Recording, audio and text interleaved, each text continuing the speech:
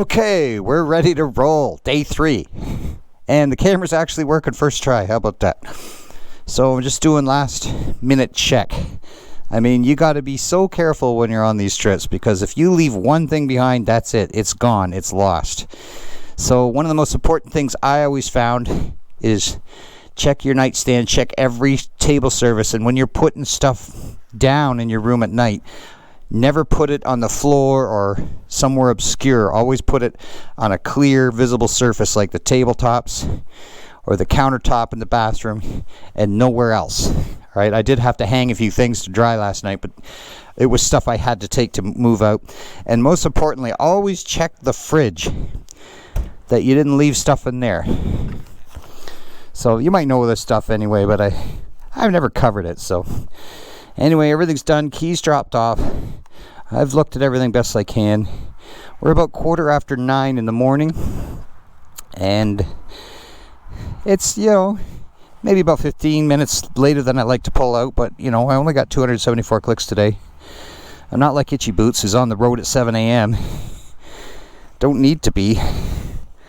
I was on the road at 6 the first day. My God, I was so freaking tired after that.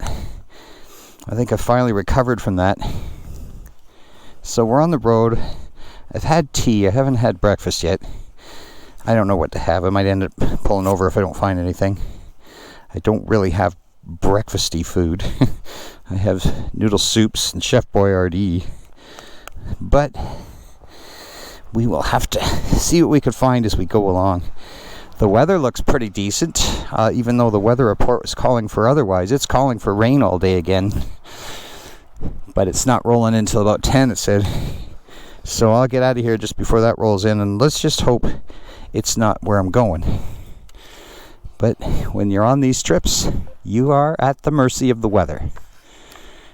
Well, with this little bit of sunshine, I can actually use the visor a bit. Damn, I should have cleaned that. It's all schmucky, but no time to do that now. I should have cleaned my visor. Well, maybe at the first rest stop I will. Or I'll end up just putting the main visor down. Since we don't have as far to go, depending on weather and timing and everything, we'll just we'll see if we can make a few detours, because there's a national park that I've always wanted to go down and check out, but it would require a major detour. So let's see if we can do that. All right, we're on the road. Watch the gravel. We're on the gravel. Oh my God, the gravel. Heading out. Yeah, you got your key. I got my wallet, my cell phone. Everything that I could figure I've got. I've only lost one thing, and that was on my big trip. And that was the water cooler thingy. The thing I held my milk in. And, maybe some milk that I had bought because I stayed at a bed and breakfast. Anyway, if you watch the series, you'd know that. But that's the only thing I've lost so far, and that's only because those items were not in my room. They were downstairs in a kitchen somewhere. So you don't think of checking other places when you're checking everything, when you're checking out.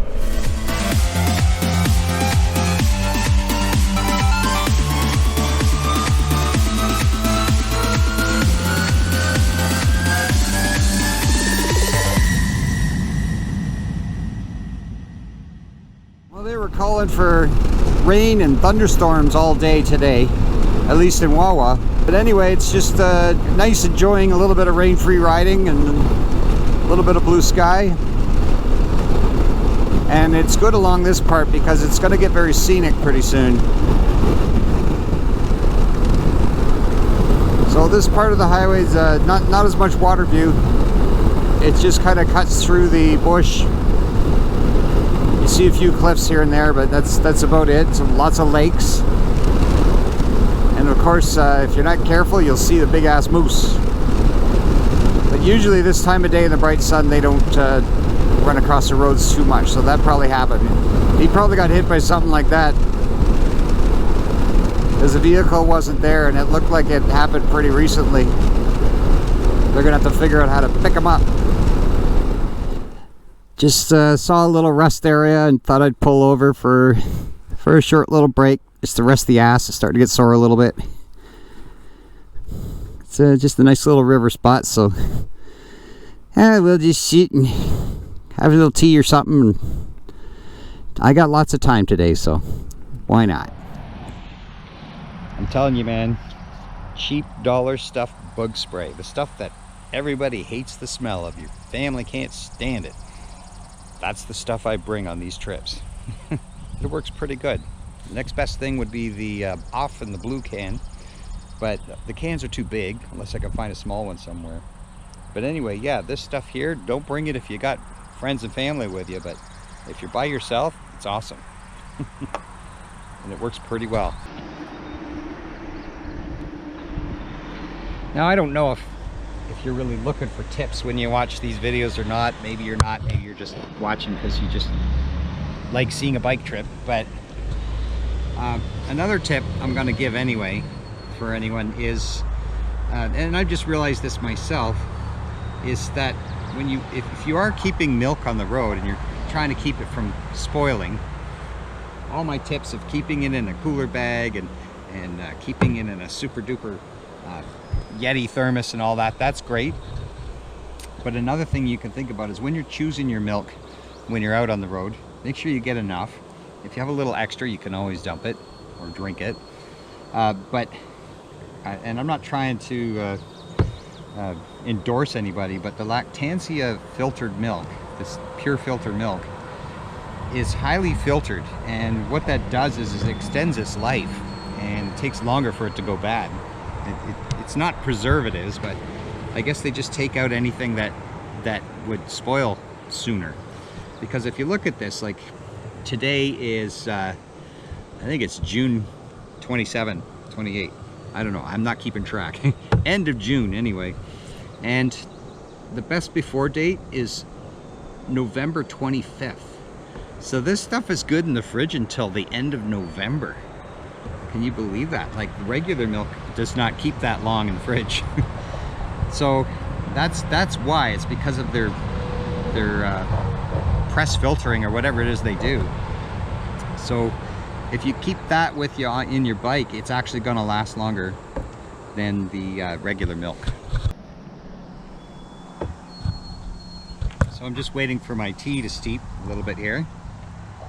No, I don't keep those metal camping cups because, my God, the thing will be cold within 10 seconds. So I bring a good thick porcelain cup. If worst case scenario and it somehow breaks in the bag, well, then I'll just buy one somewhere, gift shop or something like that. So I have that, so I have a decent cup. And this cup has done me well for many bike trips, all the way out to Newfoundland and back, everywhere. It's been all over with this cup. The cat loves me best. So with it, I don't really have any breakfasty stuff. I kind of used up my oatmeal. I should buy some more. But I'm not starving hungry yet. I'm gonna get hungry soon, I know it. So I'm just gonna eat the rest of my world's greatest fritter there because the things were so huge I couldn't eat the whole thing, so I saved it. And if I don't eat it now, I might as well chuck it because it's not gonna keep. So I think it's still good yet. We're gonna have that with my tea, and I'll just coast on that until I can get to a major town and maybe have a little look around in the grocery store and try and plan out what I'm gonna have for lunch and what I'm gonna have for supper tonight. Now, I don't know if it's just a weird obsession or maybe it's a bad idea, but when I'm at a kind of an isolated spot like this, like an isolated pullover spot like this, where there really isn't any people around and you're way out in the bush up north, I leave my key in the ignition. I wouldn't do it if it was a crowded area or in the city or anything like that. But I leave my key there while I'm taking my break, because that way, if some aggressive bear or something like that came out of the bush and started snooping around and maybe coming after me or whatever, it's my fastest way to get out of here before he starts getting any funny ideas of going after me. And I could just literally leave everything for the moment and just hop on the bike. Like, you may not even have time to grab your helmet or whatever. You toss the helmet, you toss the jacket, you just get on the bike, start it, and go. Get the hell out of here. So these trips aren't without their issues. There's always issues. You have to just be willing to deal with the issues as they come, one at a time. And my most recent issue is that the top button, the button for my jeans, fell out somewhere. And I now have no button to hold my jeans together. And I only have one pair of jeans with me on this trip. So, fortunately I have a belt, and the belt is holding my pants up. Otherwise I don't know what I'd do. But I'm gonna have to find a solution for that. And the problem is, way up here there's no Walmart, there's no grocery department stores, there's no place to buy a new pair of jeans. Jeans are way too hard for me, even if I could find a needle and thread and a button to sew one on. And they're pretty old ratty jeans anyway, so I'm hoping at least if I don't find one anywhere else, then maybe I can find something in Thunder Bay. There's got to be a Walmart there, I'm sure. And I'm just going to buy a new pair of jeans. I guess it's that time. I'm not going to bother trying to fix a button, because I know what would happen. It would just pop off again with me trying to sew it. So yeah, dilemma of the jeans. What are we gonna do? Then I have another problem, is I was eating a piece of, you know, that fuzzy peach candy. It's very chewy, and I really have to stop eating those because they do bad things. I call them filling removers, and that's exactly what it did. I bit into the chewy candy, and I released my jaw, and it pulled a filling out. So now I have a gaping hole in one of my teeth, and my tongue keeps going in there while I'm riding, and I'm trying to keep it from going there because it keeps rubbing in there, and then it's making my tongue sore. Fortunately there's no pain or anything, but there's a hole in there, and I'm gonna need to get that filled again. Of course, even if I was home, it'd probably be 2 weeks till the dentist can even look at it. So I'm stuck with that problem for a while, but it just figures that it would happen right on the first day of my trip. But anyway, trials and tribulations. These are the trials and tribulations. You know, and some of you go in the comments and you say, Rich, you complain too much. You want to know something? This ain't no tourism video. This ain't no travel brochure. No, this is the video documentation, my travel diary, and it's of the good shit and it's of the bad shit, and you gotta take both, okay? Because that's what reality is, man. If you want a travel brochure, there's lots of stuff like that online. Just type in travel Northern Ontario and then take the top thing on the Google list. It'll be a travel one. But if you want the real deal, or if you just want to view somebody's documented video diary of his travels, you got the right place. There we go. We used the poorly maintained facilities and off we go. Yeah, stag chili last night for supper, and now I can't stop pooping. Oh well, we'll work it out. Anyway, these rock straps, I was mentioning them before, how I couldn't get them to work. I finally figured them out. It took several tries and lots of configuring, but I finally got them to work.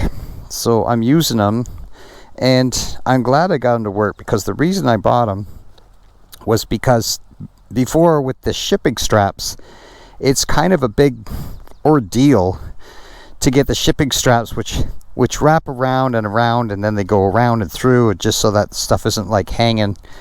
And it's a big ordeal to get everything undone there.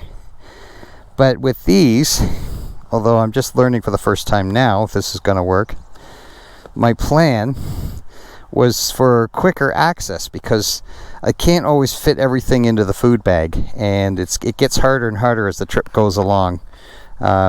So you want to be able to put stuff. I had room in here, so I wanted to be able to put stuff in here, but I need to be able to access it quickly when I'm stopping for something like this.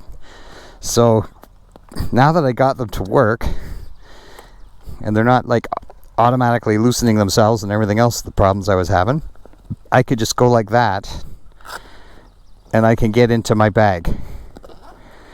And hopefully that's how it's going to work.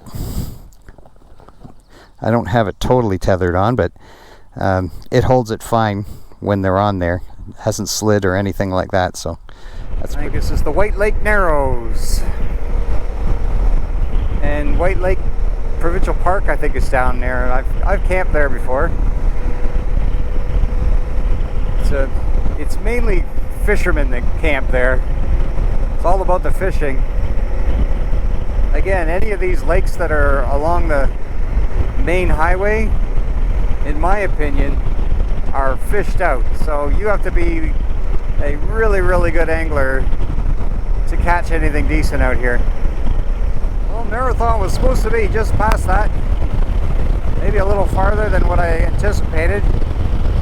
Saw the signs, I saw Google Maps. I don't want to have to double back too far, but I don't want to go all the way down into Pagosco with no food in my belly. All I got on me is noodle soup. Ah, here it is. Okay, here's the Marathon corner. So I'll decide after if I think I have time to ride back. It's about 5 kilometers, maybe 10 kilometers, I don't know, something like that. And see if I want to go down into that park. If that's, it'd be nice to pose in front of that sign, but they always put it in a place you can't park. Canadian Tire. See if we can get some camp fuel. Oh, there's like a little tent do going on here in front of the old Canadian Tire. Hey, maybe I can get a free hot dog. It's fire department stuff.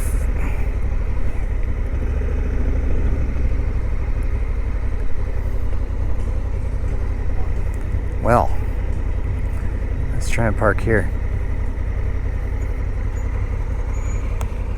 They're having a big tent do, but I didn't bother. I was going to maybe get a hot dog, but they said, oh, you got to get a ticket. And there's like this 50-person lineup to buy a ticket to get the hot dog.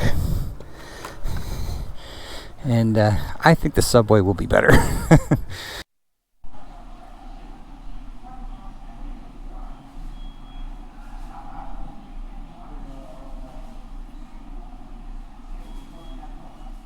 I've never done on a riding trip is take my old riding jeans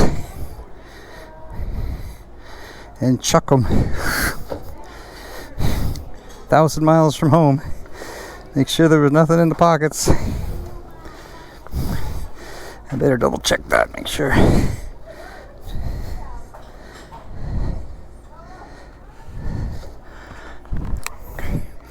Got everything out of the pockets. And why don't we leave a folding biking card out in the middle of nowhere? Must be approved by mall office. Well, they can come here and approve it. Why would you not approve that? Alright. I can't believe it. I actually found a pair of jeans. Amazing. Yeah, I can't believe it. I think I've ticked all the boxes. And even got my jeans. I got a little something to eat later. So I should be okay for supper tonight. I know I'm looking at that's my kind of my last chance grocery store over there, but I can't think of anything I need right now. I don't need to go in there and buy more groceries. Couldn't fit them in here anyway. But anyway, I'll get rolling. But people love when they see me talk to myself. Oh, they probably think I'm on a phone or something. But anyway, I'm pretty sure I've ticked all the boxes. So even before the rain hit, now I'm going to head down into Pagosco because my lodging is only an hour away. So I don't want to get there at like 2:30. That's way too early. So I am going to head back that 5-10 clicks and head down. I don't know how far you have to go till you see anything, but hey, that's what the exploration is all about, right? Oh yeah, there was one more box to check, and that was fuel. Swipe, pump, and go. Well, I like swipe, pump, and go so long as it works. It gives me decent gas. Regular, that's fine. Pump first, then pay fuel inside before moving your vehicle. Okay, so it's not pipe, pump, swipe, and go. But whatevs.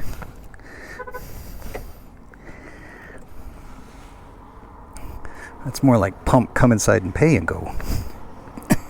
$1.80. Woohoo. Must be up north. Good thing it's a small tank I gotta fill, and it's just a half a tank I need, but I just want to keep topped up. Regular's fine in these. I know everybody thinks they have to have premium. You don't. You do not have to have premium. As a matter of fact, I'm almost thinking the Honda engine prefers the 87. In the manual it says 86 or higher. This is 87. So anything higher just kind of burns up easier. So I'm heading back. I remember that spot across the way just as you get off the highway to go into Marathon. I stopped there on the last trip and it was so freaking cold that I decided not even to bother making anything at the picnic table there. But I did run and poop in the bush because there were no washrooms. So I pooped in the bush and then I just kept going on. I just could not stay and handle it anymore. So we're going into the Pugaswa Park. My guess is that DJI is not going to let me drone here, and forget getting any cell signal to approve it. So I won't be able to get you any drone footage. But let's just go down and just see what there is to see. Now I know that there are some amazing footbridges and things, but you have to hike like 10 kilometers to get to them, so that's not going to happen today. I don't even know if that's going to happen on my best day, because 10 clicks to get there, wow, the bridge, and then 10 kilometers back on a trail is a bit more than I want to handle at my age. That's nice.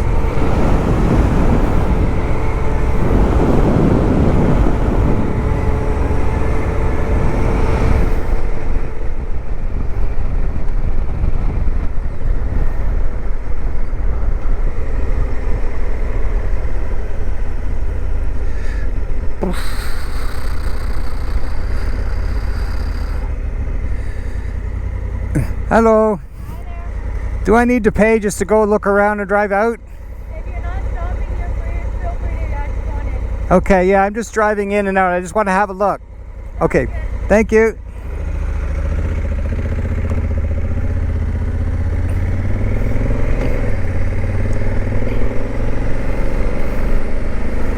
Oh yeah. I'll just have a real quick look.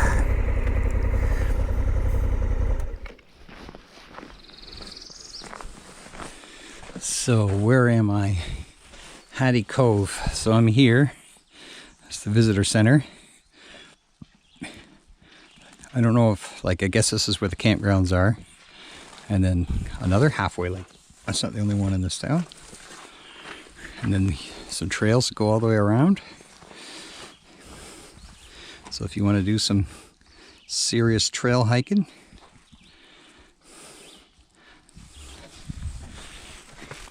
yeah, that's the footbridge. It's like 10 kilometers to get to it. It's a scary footbridge, but yeah, it's a long way to go. Wonder if that's marked on here somewhere. It doesn't really say that I can see. Let's have a look inside.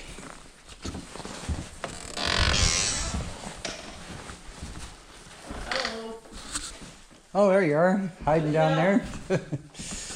How are you doing? Pretty good. So you're on a motorcycle? Yeah, Oh, nice. just taking a look around. Okay, no problem. Never been down this far into the park before. Well, where are you from?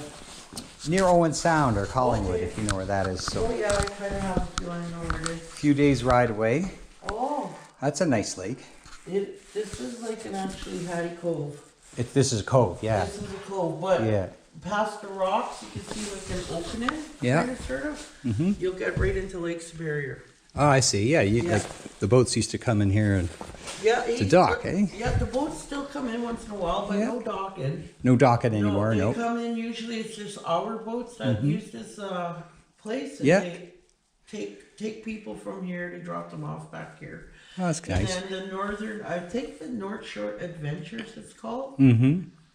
Sometimes the people hike all the way to Otter Cove, Mm-hmm. and then they get the boat to bring them back. Or sometimes they get the boat to get them down there, and then they walk back. And then they walk back, yeah, so 'cause one way, I don't know if I heard of anybody doing it there and back. I was looking online, and there's a lot of really long trails here, but you have to be a pretty avid hiker to go to that footbridge, that Yep. big bridge. Oh yeah, the suspension bridge. Isn't that about 10 kilometers in or something? 9 kilometers? 9 kilometers there, 9 kilometers 9 back. back. Yeah, exactly. Yeah. I could probably handle the 9 in, but I'm going to get pretty tired on the way back. So. I think the way back is easier than the way there. Is it? I think so. Uphill, downhill kind of thing? Yeah, because they say when you go there, you're climbing up quite a bit of a rock. Mm-hmm. And it's like one of the harder parts of the whole trail. It's way uphill. Yeah. So this is Hattie's Cove. And like they say, most of the boats don't come in anymore. Well, it actually looks like a nice place for swimming. But they come in from Lake Superior, come all the way in. And she says they like to, sometimes they'll use it to boat some of the long distance hikers in and out if they can't handle the whole in and out themselves. And they'll boat them out and they hike back, or they'll hike out and they boat them back. And this is where they would bring them in. Well, that was Pugasqua. It's not much as far as a scenic touring thing, but yeah, if you want to, there's camping here. If you can get in. I saw a lot of empty sites when I was riding around. There's quite a few empty sites. Look at that, right through. Precision, man. But I think the main thing about being down in this park, and it's a huge park, I think it's like as big as Algonquin, is the trails.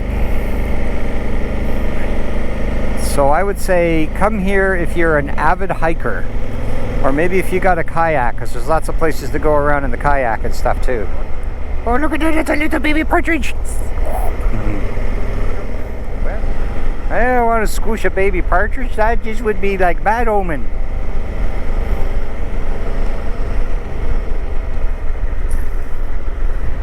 There we go. Pugasqua.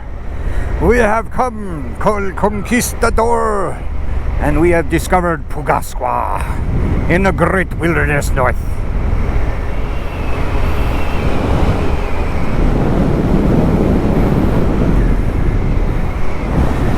The great wilderness of Pugasqua. Checking out the great mountains of Pugasqua. Very nice. Hey, the back dude, the back dude.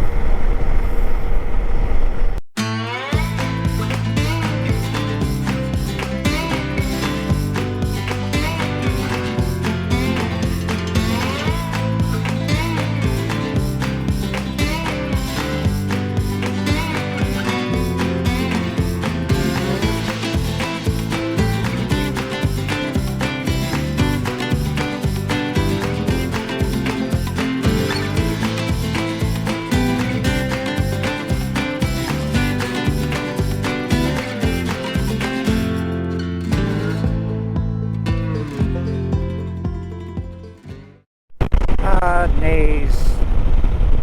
One of my favorite provincial parks. Just pull in for a little look around. Just to say I was here. And for those of you that don't know, Nays is kind of famous because it used to be a World War II POW camp for German prisoners. Maybe Italians too, I don't know. And there was no walls, no fences, no guard dogs. They just brought them up here on the premise that if you want to try and escape, you go ahead, but you got to go through 1,000 miles of bush you know, if you're going to avoid the roads, because we'll watch the roads, and you'll have to go through 1,000 miles of bush or across the ice in the winter of the Lake Superior to get anywhere. And from all the stories, I believe there was only one person that ever actually successfully escaped. And somehow he made it all the way down to Argentina and got a boat back to Germany, rejoined in the forces, and a week later was shot down in his plane and killed. So it just really doesn't pay off to escape. And so that's why they didn't bother, and they actually treated them quite well. I mean, they had to work, but it was just a work day, and sometimes they even got booze privileges and candy privileges, and you know, their own little bunkhouse, and they just couldn't go anywhere. That was really the only downside to it. They had to live out here at this camp until the war was over. All right, let's see if they have any objections to me just touring around.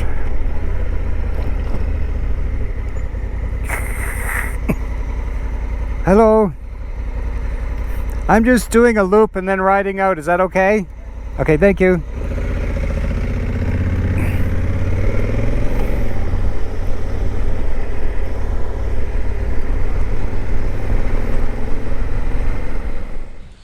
So I'll just show you the beach where the prisoners would come for recreation, believe it or not. I'll tell you one thing, we were a lot nicer to the German prisoners than the German prisoners were to us, because they didn't have any money, they didn't spend any money, they didn't feed them. You were lucky if you survived, if you were a German in Germany as a POW, as a Canadian soldier. But here was a little different. We just wanted them out of the way until the war was over, so we brought them here. And you can look around and see. Now I'm here in the summertime when it's nice, and on nice days when the currents are warm, you know, you can swim here. I've swam here on many occasions. It's a beautiful beach, and sometimes the water's too cold, but a lot of times it's really nice if you get warm currents come in, and it's just beautiful and sandy all the way out. There's some amazing hiking trails up along that edge there, or you can sit out on those rocks. I don't know if you can see them in the GoPro, but there's like rocky outcroppings, and you could just sit there and sun yourself on sunny day. And the prisoners used to be out there too, and the main work they did was logging, so they would log, and when they took a break they'd sit out on those rocks or even jump in the water. But in the winter, a lot of them tried to escape by going across this water, and you got to imagine it's like minus 40 Celsius, and this is just, yeah, sure, it's frozen.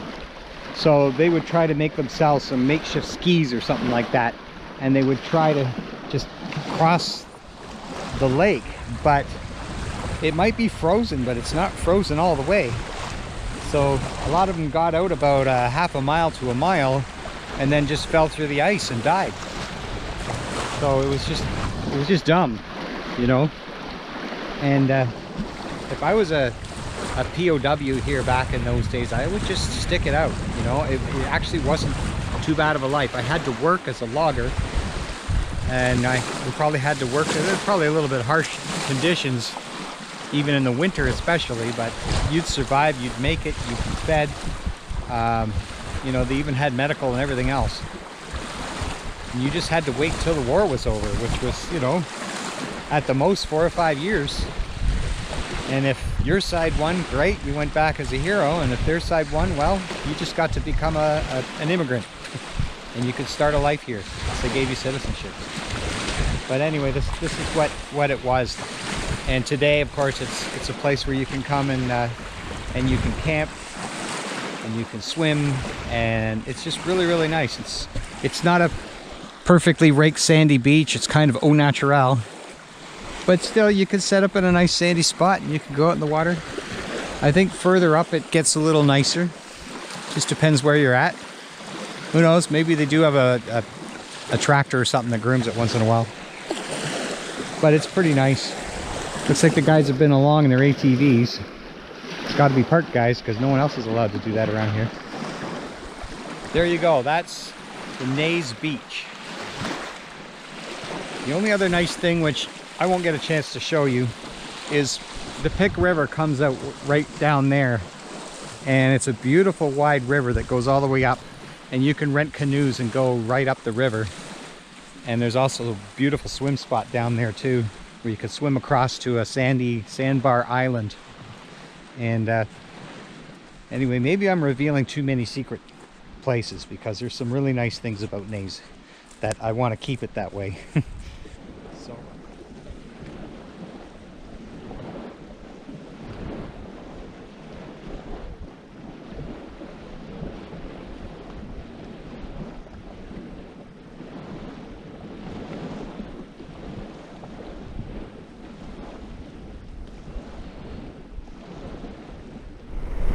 the overlook, the Naze Overlook.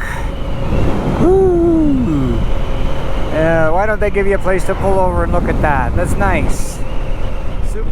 Now check out this bridge. I've canoed underneath this bridge, which is pretty cool. It's a nice little parking spot down there. I don't know what you can see, but I've canoed under there. I've canoed all around down there. Kind of like an old stomping grounds for me, even though it's like a 3-day journey from home. Anyway, just starting to get a few sprinkles of rain. But, you know, even if it starts pouring rain right now, I'll say I got off lucky with a whole day of no rain. So no complaints here this time.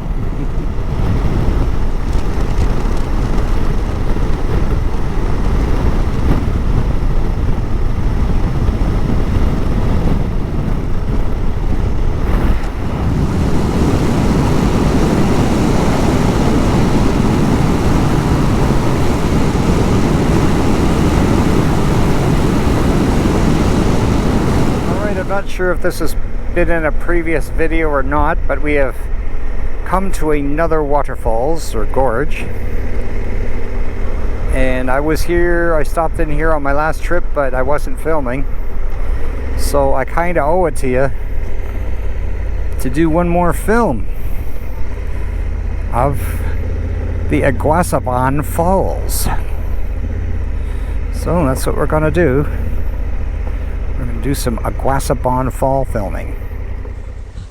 So just to make sure this is properly done for the channel, we are going to film this for once and for all, just for you. So even though I was down here the last time on the September trip, one where I froze my ass off, too bad I didn't film that for you. You would have got to see me freeze my ass off. It's much warmer this time. So we're going to take a little walk down here and show you this very nice gorge. Now, Ontario is known for lots of good large sized gorges, and this being no exception.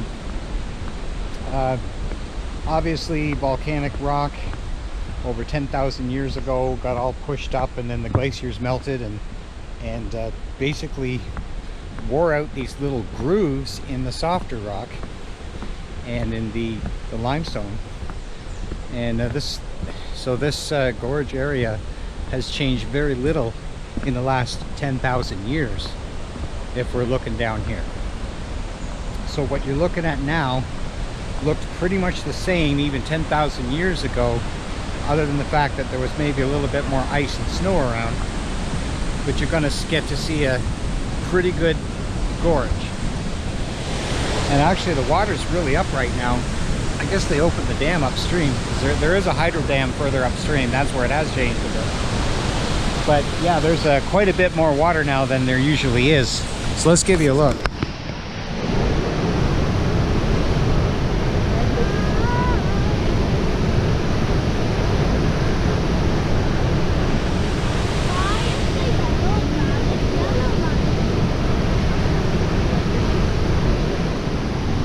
Yeah, it's last time I was here it didn't have nearly as much water, so I guess they when the water level gets up, they open the dams and they let more water through. So if there were no dams upstream, you'd see water like this all the time. This is how heavy it flows, and how heavy it's been flowing for thousands and thousands of years in this same spot, and looking not much different.